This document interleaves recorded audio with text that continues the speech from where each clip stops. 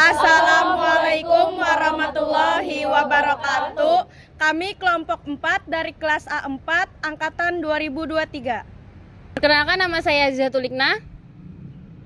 Nama saya Eva Damayanti. Saya Nazula Elfarahma. Saya Atina Triutami. Saya Jessica Aulia. Saya Hamidah. Saya Anissa. Saya Fitrayu Kesumaningrum. Saya Cicilia Paramida. Saya Mawar. Dan saya Yunika Tatis Karkinasi.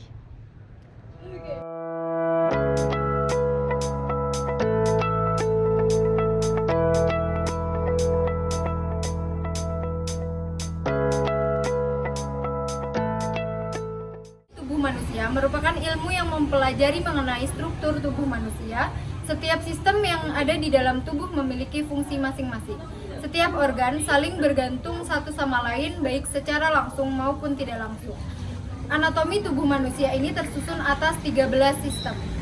Adapun sistem rangka, pada sistem rangka secara total manusia memiliki 206 tulang yang dihubungkan dengan tendon, ligamen, dan tulang rawan. Fungsi dari sistem rangka sebagai alat gerak, tempat melekatnya otot, pelindung organ dalam, menopang dan memberikan bentuk tubuh. Adapun rincian mengenai jumlah tulang pada tiap-tiap bagian, yaitu 8 buah tulang di kepala, 25 tulang di kerangka dada, 14 buah tulang di wajah, 26 buah tulang di belakang dan pinggul, 6 buah tulang di telinga dalam, 64 buah tulang di lengan, 1 buah tulang di lidah, dan 62 buah tulang di kaki. 2. Sistem otot. Selanjutnya adalah sistem otot. Manusia memiliki 600 otot yang berfungsi sebagai pergerakan tubuh, aliran darah, serta menjalankan fungsi tubuh lainnya. Otot berada pada anatomi tubuh manusia bagian belakang. Berikut 3 jenis otot yang dimiliki oleh manusia. Otot rangka yang terhubung dengan tulang, otot polos yang ditemukan di dalam organ pencernaan, dan otot jantung yang ditemukan di jantung. Sistem peredaran darah. Anatomi tubuh manusia lainnya adalah sistem peredaran darah yang memiliki fungsi 1. Mengedarkan darah ke seluruh tubuh. 2. Melindungi tubuh melalui sel darah putih untuk melawan kuman yang telah masuk ke dalam tubuh. 3. Mempertahankan homeostasis atau keseimbangan kondisi tubuh pada beberapa kondisi internal.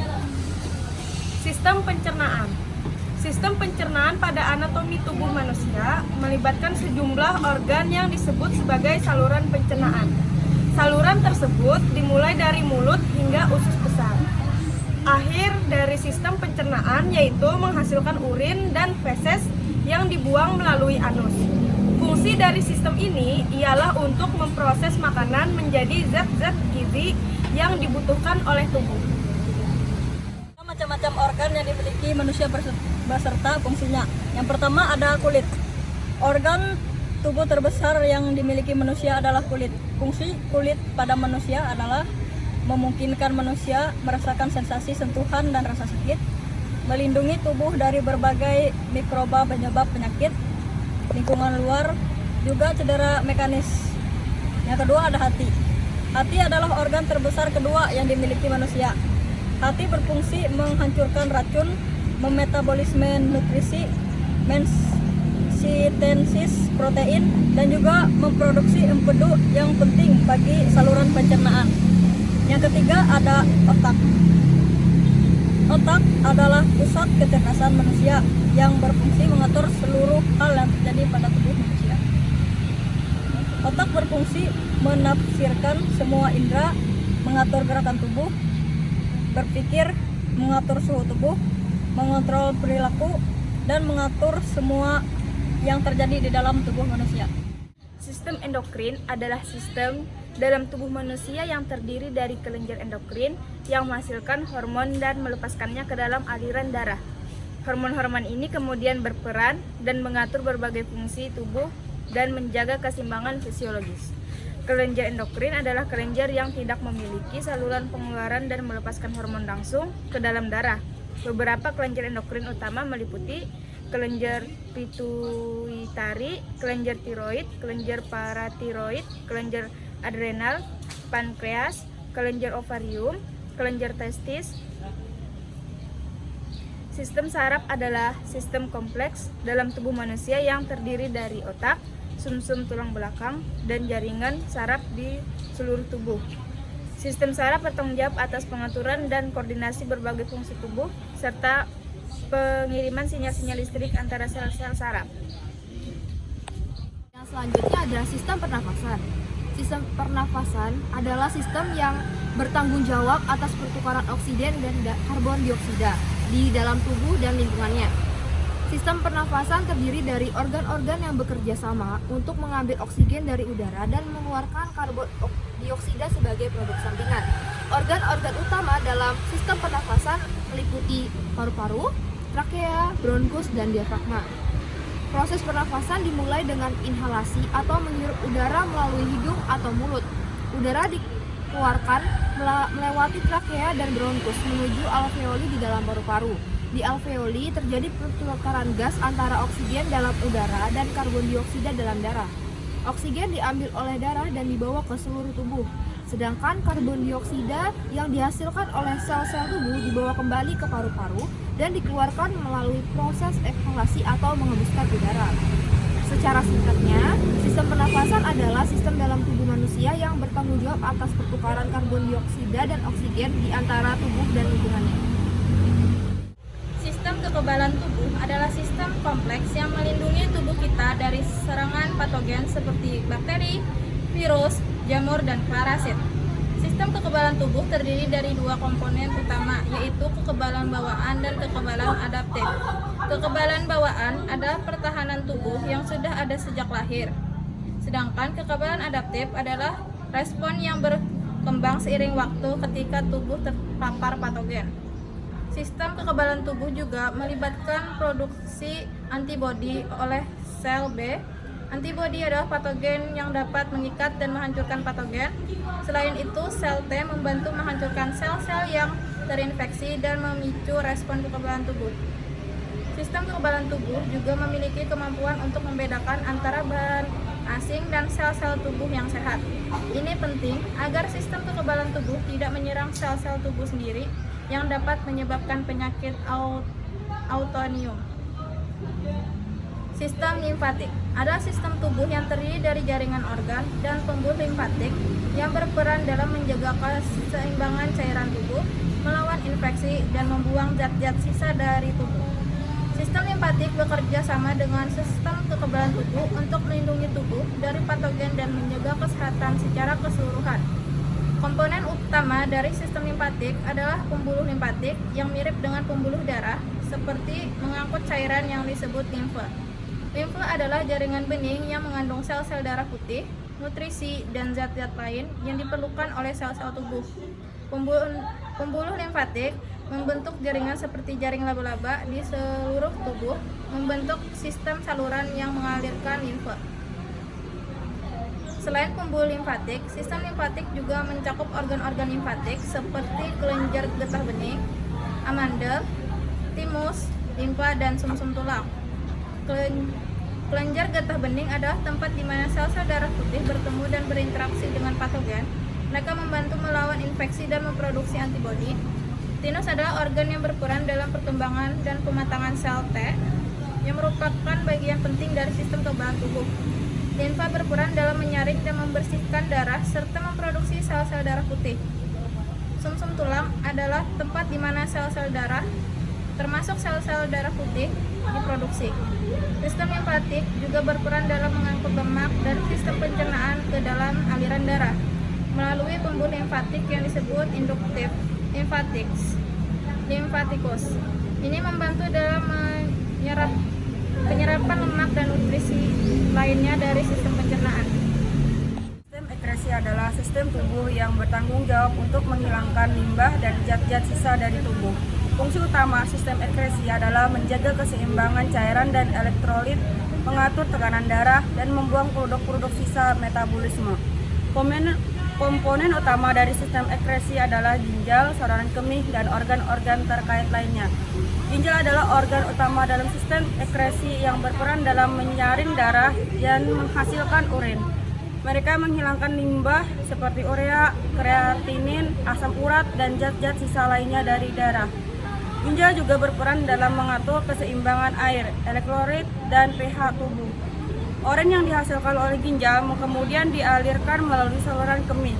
Saluran kemih terdiri dari ureter, kandung kemih, dan uretra. Ureter adalah tabung yang menghubungkan ginjal dengan kandungan kemih. Sedangkan kandung kemih adalah organ yang berfungsi menyimpan urin sebelum dikeluarkan dari tubuh melalui uretra. Selain ginjal dan saluran kemih, sistem ekskresi juga melibatkan organ-organ lain seperti kulit dan paru-paru. Kulit berperan dalam mengeluarkan zat-zat sisa melalui keringat. Keringat mengandung air garam dan beberapa zat sisa lainnya. Paru-paru juga berperan dalam proses ekskresi dengan mengeluarkan karbon dioksida, produksi sisa dari respirasi seluler melalui proses pernapasan. Sistem ekskresi bekerja sama dengan sistem peredaran darah dan sistem pernapasan untuk menjaga keseimbangan internal tubuh. Gangguan pada sistem ekskresi dapat menyebabkan masalah seperti gagal ginjal, infeksi saluran kemih, atau gangguan keseimbangan elektrolit. Untuk menjaga kesehatan sistem ekskresi, penting untuk mengonsumsi cukup air, menjaga pola makan sehat, dan menghindari kebiasaan merokok serta konsumsi alkohol yang berlebihan. Juga penting untuk menghindari paparan zat-zat beracun yang dapat merusak ginjal dan organ-organ ekskresi lainnya. Sistem urinaria juga dikenal sebagai sistem kemih atau sistem ekskresi urin. Adalah sistem tubuh yang terdiri dari organ-organ yang terlibat dalam produksi, penyimpanan, dan pengeluaran urin. Fungsi utama sistem urinaria adalah menghilangkan limbah dan zat-zat sisa dari darah dalam bentuk urin, serta menjaga keseimbangan cairan dan elektrolit dalam tubuh. Komponen utama dari sistem urinaria adalah ginjal, saluran kemih, dan organ-organ terkait lainnya. Ginjal adalah organ utama dalam sistem urinaria yang berperan dalam menyaring darah dan menghasilkan urin. Mereka menghilangkan limbah seperti urea, kreatinin, asam urat, dan zat-zat sisa lainnya dari darah. Ginjal juga berperan dalam mengatur keseimbangan air, elektrolit, dan pH tubuh. Urin yang dihasilkan oleh ginjal kemudian dialirkan melalui saluran kemih. Saluran kemih terdiri dari uretra, kandung kemih, dan ureteria. Ureter adalah tabung menghubungkan ginjal dan kandung kemih, sedangkan kandung kemih adalah organ yang berfungsi menyimpan urin sebelum dikeluarkan dari tubuh melalui uretra. Uretra adalah saluran yang menghubungkan kandung kemih dengan luar tubuh. Pada pria, uretra juga berfungsi sebagai saluran untuk mengeluarkan sperma selain urin. Pada wanita, uretra lebih pendek dan hanya berfungsi untuk mengeluarkan urin. Sistem urinaria bekerja secara terus-menerus untuk menjaga keseimbangan cairan dan elektrolit dalam tubuh serta menghilangkan limbah dan zat-zat sisa.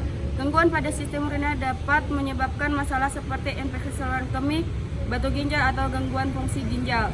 Untuk menjaga kesehatan sistem urinaria, penting untuk mengonsumsi cukup air, menjaga pola makan sehat, dan menghindari kebiasaan merokok serta konsumsi alkohol yang berlebihan. Juga penting untuk menghindari paparan zat-zat beracun yang dapat merusak ginjal dan organ-organ urinaria lainnya.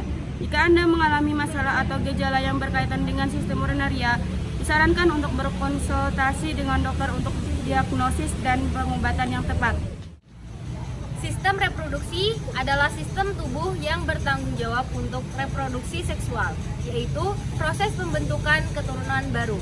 Sistem reproduksi terdiri dari organ-organ seksual yang berada pada pria dan wanita.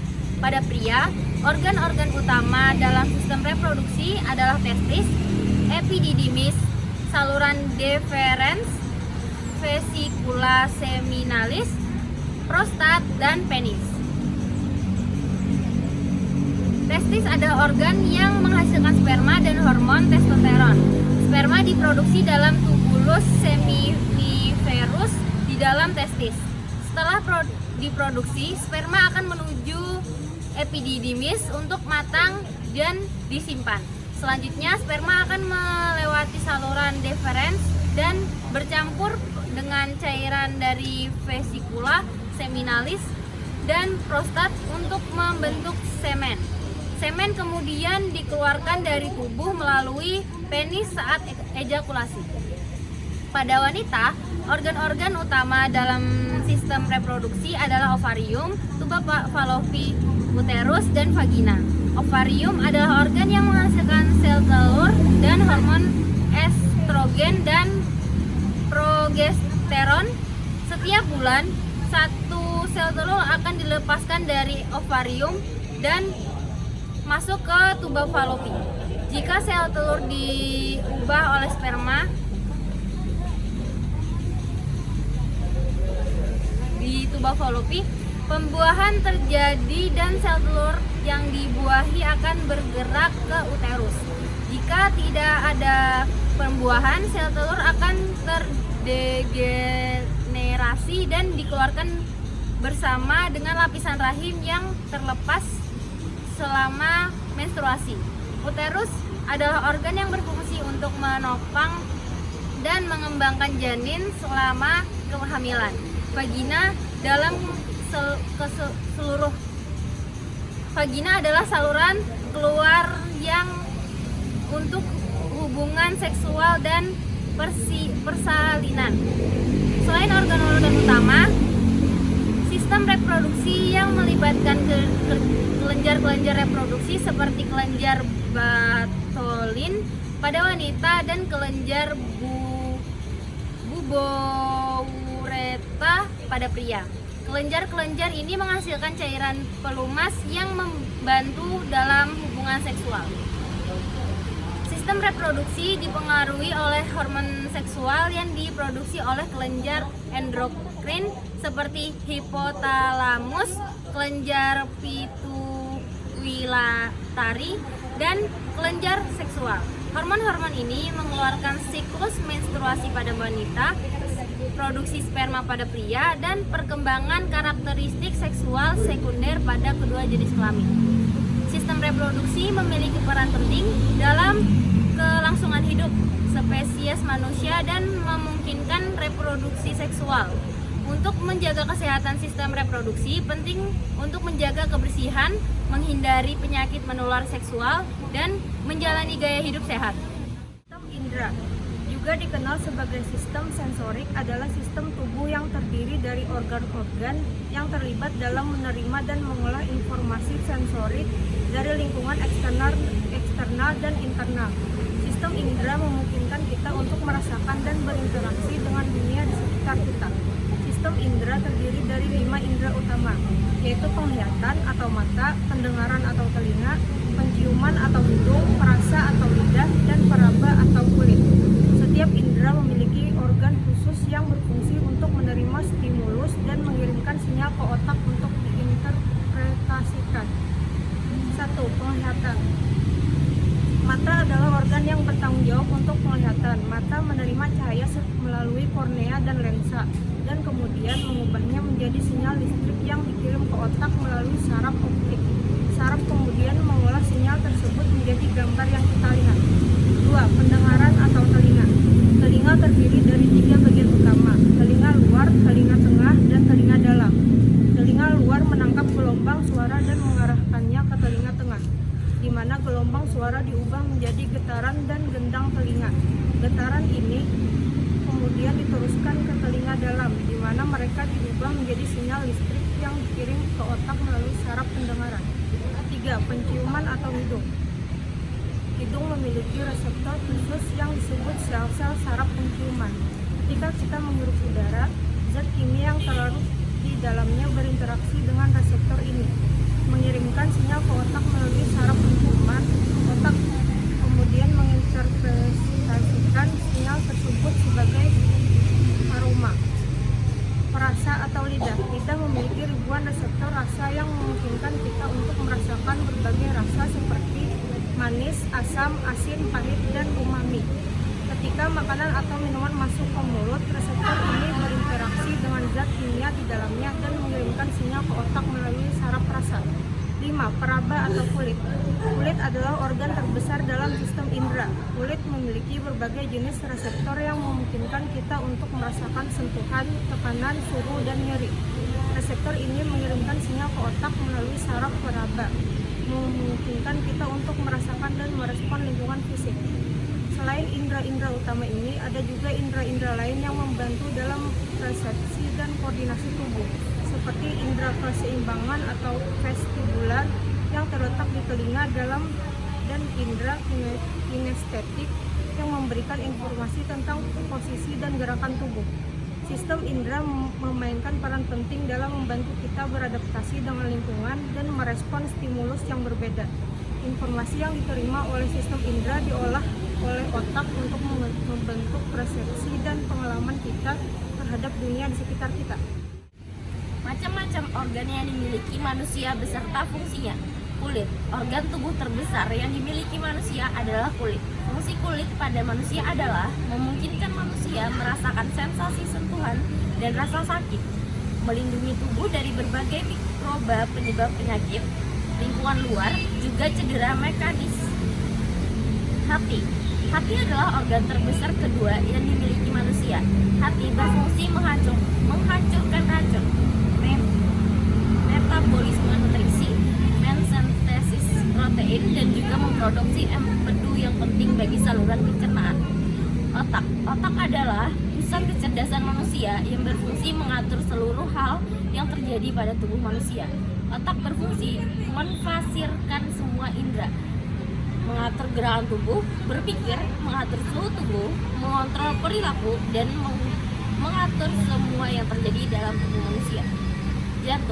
Jantung adalah organ vital manusia yang berfungsi memompa darah ke seluruh tubuh. Ketika memompa darah, jantung juga membantu mentransferkan oksigen, karbon dioksida, zat limbah, hormon, dan nutrisi lainnya. Paru-paru adalah organ tubuh yang berfungsi dalam pernapasan atau pertukaran gas oksigen dan karbon dioksida. Pankreas adalah organ tubuh yang berfungsi mengatur gula darah, memproduksi hormon, dan juga enzim pencernaan. Ginjal adalah organ tubuh yang berfungsi menyaring darah untuk membuang zat berbahaya dan juga membentuk urin. Mata adalah organ tubuh yang berfungsi untuk melihat. Mata membantu mengenali sekitar, fokus pada suatu benda, dan mengirim informasi visual ke otak.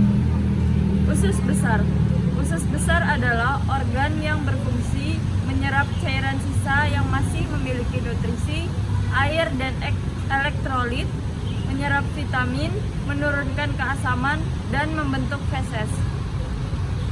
Usus halus adalah organ dalam saluran pencernaan yang berfungsi menyerap nutrisi, juga menjaga keseimbangan cairan dan elektrolit tubuh.